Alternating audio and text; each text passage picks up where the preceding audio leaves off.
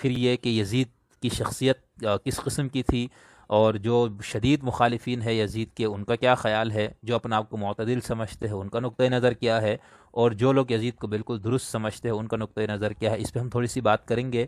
اور پھر یہ بتائیں گے کہ امام حسین نے جو یزید کے خلاف جو قیام فرمایا آپ نے اس ظلم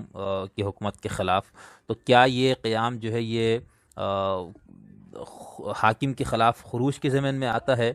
کیا یہ جو ان کا عمل ہے کیا یہ قیامت تک کے لیے قابل استشہاد ہے؟ اور کیا حضرت امام حسین کا جو یہ عمل ہے، کیا خود اہل تشیع کہ ہاں اس سے متعلق جو مختلف تصورات ہے اس پہ ہم تھوڑی سی بات کریں گے کہ ان کے ہاں یعنی اہل تشیع کے ہاں کے علماء کرام جو ہے وہ اس حوالے سے کیا موقف رکھتے ہیں۔ اسی طرح ہم یہ بھی دیکھیں گے کہ اہل سنت کے جو لوگ ہیں یا ان کے جو